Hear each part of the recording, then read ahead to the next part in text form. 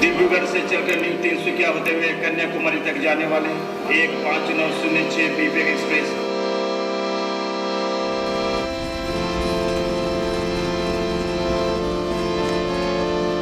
Good morning दोस्तों। तो अगर आपको ऐसा लगता है कि कश्मीर से लेकर कन्याकुमारी तक इंडिया का लॉन्गेस्ट ट्रेन रूट है तो आप गलत हो। मगर इसमें कोई ऐसी बात नहीं है, क्योंकि आज से थोड़ा टाइम पहले तक मेरे को भी यही लगता था कि भाई प्रोबेबली कश्मीर से लेकर कन्याकुमारी इंडिया का लॉन्गेस्ट ट्रेन रूट होगा। मगर एक्चुअली अभी आप जो स्क्रीन पे फोटो देख रहे हो गुजरात से लेके कामाख्या, ये भी इंडिया का लॉन्गेस्ट ट्रेन रूट नहीं है। मगर ये फोटो मैंने इसलिए दिखाई है क्योंकि जैसा कि आपको पता है मैं 100 डेज़ की बैकपैकिंग ट्रिप पे निकला हूँ, 100 डेज़ के लिए ट्रैवल कर रहा हूँ। तो आज से 1 महीने पहले मैंने ये ट्रेन बोर्ड करी थी जब मैं बनारस से कामाख्या मतलब बेसिकली गुवाहाटी आया था। और यहाँ पर इस ट्रेन में मेरे को ऐसे ऐसे लोग मिले थे जो 3-3 दिन से ट्रेन में बैठे हुए थे। तो मैं सोचता हूँ भाई ये क्या ही एक्सपीरियंस होगा, मतलब क्या once in a life time वाला एक्सपीरियंस। क्योंकि यूजुअली कहीं भी हमें जाना होता है हम फ्लाइट ले लेते हैं, चले जाते हैं, मगर 4 से 5 दिन ट्रेन के अंदर बिताना, मोर देन 80 आवर्स ट्रेन के अंदर स्पेंड करना, ये भाई बहुत ही कमाल का एक्सपीरियंस होने वाला है। और क्योंकि मैं इस 100 डेज़ की सीरीज़ का आइडिया ही यही है कि मैं जितने अलग अलग एक्सपीरियंसेस कर सकता हूँ मेरे को करना चाहिए। फ्लाइट से क्या है 2 घंटे में 3 घंटे में पहुँच गया, बट इससे हम ऐसा लैंडस्केप देखते हुए जाएंगे, ऑलमोस्ट पूरा इंडिया कवर करेंगे। इसलिए आज मैं खड़ा हूँ डिब्रूगढ़ स्टेशन पे जो कि असम के अंदर है, एंड यहाँ से मैं ट्रेन लेने वाला हूँ डिब्रूगढ़ टू कन्याकुमारी। ट्रेन का नाम है विवेक एक्सप्रेस, ट्रेन का नंबर है 15906। And now let this amazing adventure begin. तो अभी मैं बड़ी खुशी खुशी इंडिया की लॉन्गेस्ट ट्रेन में चढ़ा ही होता हूँ कि तभी भाई मेरी अलॉटेड सीट देखकर मेरा तो मूड ऑफ हो जाता है। तो जी इस 4 दिन की जर्नी के अंदर मेरे को ये वाली सीट अलॉट हुई है। मैं इससे बिल्कुल खुश नहीं हूँ भाई, क्योंकि मेरे सामने दीवार है, मैं किससे बात करूँगा। तो इस बहुत ही लंबी जर्नी में मेरी पहली कोशिश रहेगी एक अच्छी सीट अरेंज करना। तो मैं अपनी सीट नंबर 50 छोड़कर लग जाता हूँ एक परफेक्ट सीट की खोज में, जो कि मुझे तुरंत ही मिल जाती है, सीट नंबर 47। और ये परफेक्ट इसलिए है क्योंकि इससे मैं ऊपर वालों से बात कर सकता हूँ, जो नीचे बैठे हैं उनसे बात कर सकता हूँ, और जब मेरे को प्राइवेसी चाहिए तो पर्दा करके तुरंत प्राइवेसी भी ले सकता हूँ। सब कुछ बढ़िया है इस सीट में, बस एक दिक्कत है कि ये सीट मेरी नहीं है। खाना बिरयानी। और इसीलिए जब गाड़ी नेक्स्ट स्टेशन पर पहुंचती है तो मेरे दिल में घबराहट होने लगती है। पर उस रात शायद किस्मत मेरे साथ थी। तो भाई मैं ऐसे ही परेशान हो रहा था कि इस सीट पे जो बंदा आएगा उसको मैं कैसे कन्विंस करूंगा, क्या बोलूंगा। बट उस सीट पर क्या, मेरे तो पूरे कंपार्टमेंट में ही अब तक कोई नहीं चढ़ा है। एक और स्टेशन निकल गया है मगर इस सीट पे कोई नहीं आया है। तो इसलिए फिर मस्त कंफर्टेबल होके मैं अपना डिनर करता हूँ। हाँ, डिनर टिकट के प्राइस में इंक्लूडेड नहीं है, वो मुझे हर बारी अलग से ही परचेज करना पड़ेगा। अब भाई मेरे को सही में नींद आ रही है, तो अब मैं सोने जा रहा हूँ। सुबह मिलते हैं।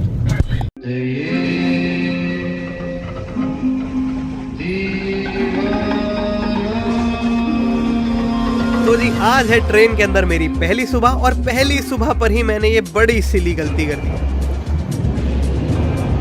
गुड मॉर्निंग दोस्तों। आज पहली सुबह है और अब तक तो सब बढ़िया चल रहा था, जब तक मेरे को बात रियलाइज़ होती है कि मैंने एक बहुत बड़ी बेवकूफ़ी कर दी है। तो मैं सुबह 5:30-6 बजे ही उठ गया था। 6 बजे जब मैं उठा तो यहाँ से कुछ भैया फूड मतलब ब्रेकफास्ट लेके पास हो रहे थे, ऑमलेट वगैरह, कटलेट।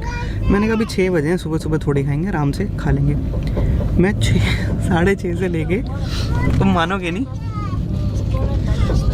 6:30 से लेके 11:15 हो गए हैं, 11:15, और फिर वो मेरे को दोबारा नहीं मिला। अब जो मेरे को ऑप्शन मिल रहा है खाली चना और अंडा बिरयानी। भाई मैंने कल रात में भी बिरयानी खाई थी और मेरे को सुबह सुबह चावल नहीं चलेंगे। मैं पिछले 1 महीने से नॉर्थ ईस्ट में चावल खा रहा हूँ, नहीं खाना मेरे को, और हो गया मेरा। तो मैं वहीं ट्रेन में आधी दोपहर तक भूखा बैठा रहता हूँ। तभी मेरे को IRCTC से एक मैसेज आता है। मैसेज के अंदर IRCTC के एक ऐप का लिंक होता है, जिससे मैं ट्रेन में बैठे बैठे ही फूड ऑर्डर कर सकता हूँ और वो फूड सीधा मेरी ट्रेन की सीट पर डिलीवर होगा, जिस पर मेरे को बिल्कुल भी यकीन नहीं होता है। तो अपने डाउट को क्लियर करने के लिए मैं उस ऐप के थ्रू ऑर्डर प्लेस करता हूँ। भाई इतना क्रेजी हो गया, मैं रैंडमली ऐसे रेस्टोरेंट स्क्रॉल कर रहा था और मेरे को डोमिनोज मिल गया है और मैंने डोमिनोज ऑर्डर कर दिया। देखो 1 महीने से मैं नॉर्थ ईस्ट घूम रहा हूँ, मैंने कुछ भी फास्ट फूड नहीं खाया है और मैं सुबह शाम बस चावल खा रहा था। तो अभी मेरा डन हो गया है। और जब मैंने वो डोमिनोज देखा ना भाई, मैं पिघल गया। तो मैंने अब ऑर्डर कर दिया है। 2:30 बजे जब ये ट्रेन जलपाईगुड़ी स्टेशन पे पहुँचेगी, बेसिकली सिलीगुड़ी पहुँचेगी, तब वहाँ पर मेरे को मेरी ही सीट पर डोमिनोज की डिलीवरी हो जाएगी। और मैंने एडवांस में कोई पेमेंट भी नहीं की है कि भाई नहीं हुआ तो मैं क्या करूँगा, मैं पैसे कैसे रिकवर करूँगा। पे ऑन डिलीवरी है। तो अगर मेरा पिज़्ज़ा आएगा तो भाई मैं पैसे दूंगा। बहुत सही है यार ये चीज़।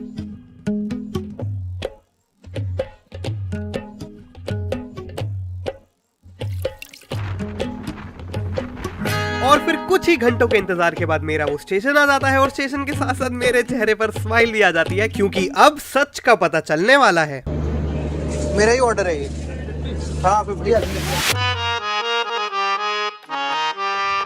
तो भाई मेरे को यकीन नहीं हो रहा है ये सर्विस कितनी ज़्यादा एफिशिएंट है। मैं जैसे ही गाड़ी रुकती है मैं ट्रेन से नीचे उतरता हूँ, डिलीवरी वाला भाई खड़ा है। 10 एंड हियर इट इज़। बहुत सही, मेरी तरफ से 10 आउट ऑफ 10। और एक्चुअली अच्छा, क्योंकि मैंने डोमिनोज से ऑर्डर किया था तो मिनिमम ऑर्डर वैल्यू 300 था, तभी फ्री डिलीवरी मिलनी थी। मगर यहाँ पर लोकल रेस्टोरेंट्स भी अवेलेबल है। अगर डोमिनोज पिज़्ज़ा विज़्ज़ा नहीं खाना है, लोकल रेस्टोरेंट्स भी हैं। मिनिमम ऑर्डर वैल्यू उनका 100 है। 100 का ऑर्डर करोगे तो फ्री डिलीवरी, सीट पे फ्री डिलीवरी होगी भाई। अभी मैं मस्त अपना पिज़्ज़ा एंजॉय कर रहा होता हूँ कि उसी स्टेशन पर मेरी फेवरेट सीट पर एक पैसेंजर आ जाते हैं जो कि अपने छोटे बच्चे के साथ ट्रैवल कर रही होती हैं। इसलिए मैं चुपचाप अपनी पुरानी बेकार सीट पर लौट जाता हूँ। वहाँ पहुँचता हूँ तो देखता हूँ कि वहाँ पर नीचे वाली सीट पर भी एक आंटी आ चुकी है। देखो भाई, अब मेरे को थोड़ा सा ऑकवर्ड लगता है। वैसे ऑकवर्ड लगने की कोई वजह नहीं थी, पर पता नहीं क्यों मैं सोचता हूँ कि यार उन्हें शायद कंफर्टेबल नहीं लगेगा कि मैं जब वहाँ बैठूंगा, इसलिए मैं थोड़ी देर खड़ा रहता हूँ और उसके बाद अपने साथ ही वाले कंपार्टमेंट में फिर से चला जाता हूँ। भैया मैं इधर बैठ जाऊँगा? हाँ बैठ जाओ, थैंक यू। अब इस वाले कंपार्टमेंट में मेरे को मेरे जैसे ही लोग मिल जाते हैं। हम लोग चाय पीते हैं, नमकीन खाते हैं और देखते ही देखते हमारी मस्त दोस्ती हो जाती है। লজ্জা পাস? নাও নাও, ভালো বিস্কিট তো নাও।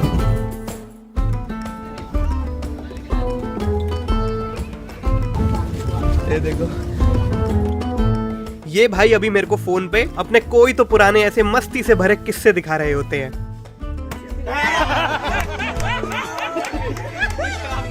हंसते खेलते वो पूरी शाम निकल जाती है और फिर समय आ जाता है मेरे को मेरी सीट पर जाने का, जहां पर पता नहीं क्यों मैं फिर से थोड़ा ऑकवर्डली जाके खड़े हो जाता हूँ।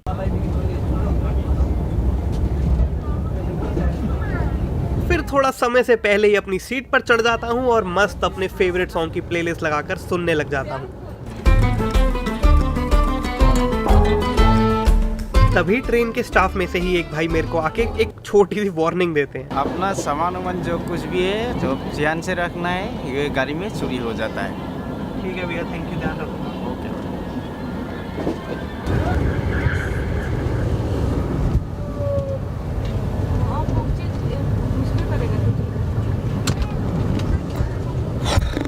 उनकी वार्निंग सुनने के बाद मैं जो अपनी सीट को अपना नानी का घर समझ के बैठा हूँ, उसको थोड़ा संभालता हूँ, सामान को कोने करके उसके ऊपर एक तकिया रख देता हूँ और सोचता हूँ कि हाँ अब सेफ है, अब कोई नहीं देखेगा इसे। उस रात मेरे को अपने सीट नंबर 50 मिलने पर खुशी होती है कि भाई एकदम कोने की सीट है, यहाँ पर कोई चोर कैसे ही आ पाएगा। इसलिए फिर मस्त टेंशन फ्री सो जाता हूँ।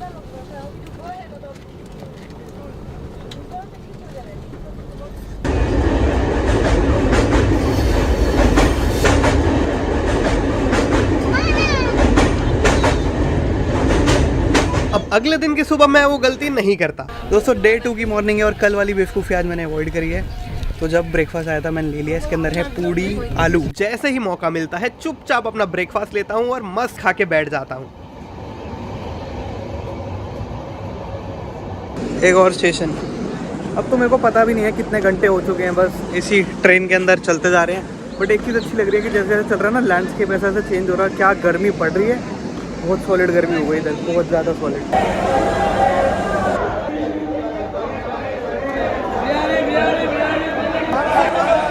पर दिन में मेरे से फिर से यही मिस्टेक हो जाती है, क्योंकि मैं कुछ खाने का ऑर्डर ही नहीं करता।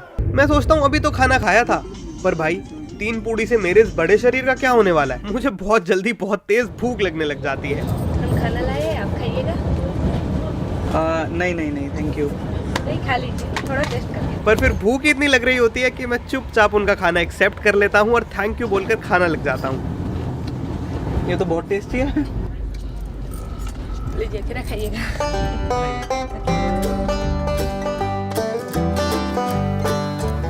और सामान लाए हैं, खाइएगा।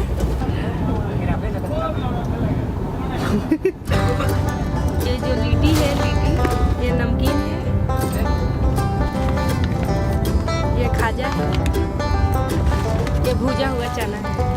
1 डब्बा, 2 डब्बा, 3 डब्बे, 4, 5, वो पता नहीं कितना ही सारा खाना बना के लेके आई होती है। और मैं थैंकफुल होता हूँ कि वाह मेरे को क्या को पैसेंजर मिला है। अब तो पूरी जर्नी बहुत ही आराम से कट जाएगी, खाने पीने की कोई भी दिक्कत नहीं होने वाली है। दोस्तों ये कुछ नमकीन है, प्रिया जी के अकॉर्डिंग चाय के अंदर डाल के बेटर टेस्ट आता है, तो अभी मैं वो ट्राई करने वाला हूँ। वैसे तो कैमरा गिरेगा। Testing time. भाई सच बताऊँ, मेरी मम्मी भी ऐसे पीती है। हमारे वहाँ आलू भुजिया मिलता है, वो मम्मी ना ऊपर से चाय के अंदर डाल के पीती है। थोड़ा देर हाँ। थोड़ा ठीक अच्छा नहीं। मेरे को नहीं समझ आता, मगर मेरे को क्रिस्पी वो ख़त्म हो जाता है वो।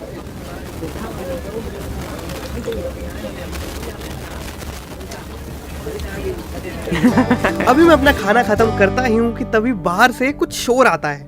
पता लगता है कि हमारे कंपार्टमेंट में से 2 फोन चोरी हो चुके हैं और इसलिए पैसेंजर्स की कंप्लेन के बाद ये डिसाइड किया गया है कि जो हमारे कोच के साथ ही लगे जनरल कंपार्टमेंट का कोच है उसकी एंट्रेंस को लॉक कर दिया जाए। एक तरह से सही ही लगता है कि चलो अब चोरी का कोई खतरा नहीं रहेगा, मगर दूसरी तरफ मुझे बुरा भी बहुत लगता है। हमारे कंपार्टमेंट और इस बाथरूम वाले एरिया में जगह ही जगह है और वहीं जस्ट साथ में देख लो तो एक के ऊपर एक आदमी चढ़ रहा है, खड़ा रहने तक की वहां जगह नहीं है। अभी कुछ दिनों पहले ही मैंने भी जनरल में ट्रैवल किया था और भाई साहब वहाँ की हालत इतनी ज़्यादा ख़राब होती है। इस पर सच में जनरल कंपार्टमेंट की बेटरमेंट के लिए किसी तो कंसर्न अथॉरिटी को कोई अच्छा स्टेप लेना चाहिए। पर मैं तब क्या ही कर सकता था, अजीब डिलेमा में था। इसलिए थोड़ी देर वहीं गेट के किनारे खड़ा रहता हूँ क्योंकि अब मेरा एसी में जाने का मन नहीं हो रहा था। कुछ देर में प्रिया जी भी वहाँ आ जाती हैं और फिर हम अच्छे से सनसेट देखते हुए थोड़ी बहुत बातचीत करते हैं और फिर वापस अपने एसी वाले कंपार्टमेंट में चले जाते हैं। यहाँ पर अपनी प्रिविलेज का बहुत एहसास होता है।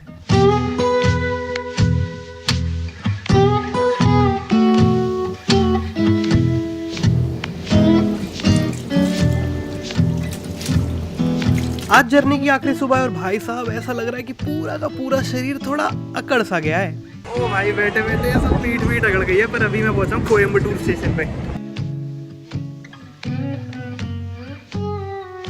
अब तक इस जर्नी में हमने कितने ही लैंडस्केप बदलते हुए देखा है। अच्छा बाय द वे, एक स्पेशल शाउट आउट इन भाई जी को जिन्होंने ट्रेन न जाने कितनी बार ही बीच में आकर साफ की है और हर बारी एक बहुत ही प्यारी स्माइल के साथ साफ की है। बोल दो अभी जो बोल रहे थे। इंसान मुश्किल से जिंदा मिला है। हाँ, एक बार जीना है, एक बार मरना है। जिंदगी में क्या है, जी और जीने दो। सही है। ट्रेन के सफर को बड़े ही अच्छे से एंजॉय करता हुआ मैं जा रहा होता हूँ, तभी मेरा फोन बजता है और मेरे को एक गुड न्यूज का नोटिफिकेशन आता है कि उस समय हमारा ये चैनल मंकी मैजिक दुनिया का फास्टेस्ट ग्रोइंग यूट्यूब चैनल बन चुका था और मैं इस समय बहुत ही खुश था।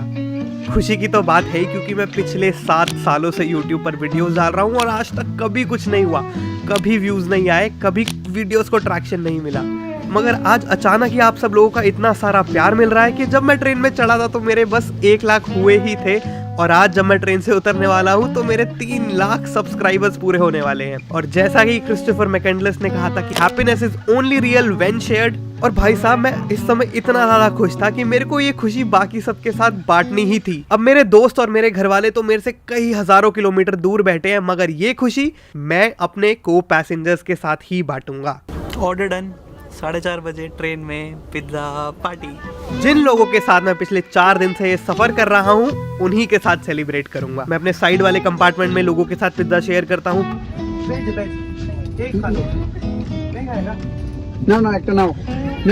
सब खा रहे हैं। खा रहे हैं। बड़ी मतलब खुशी की बात है।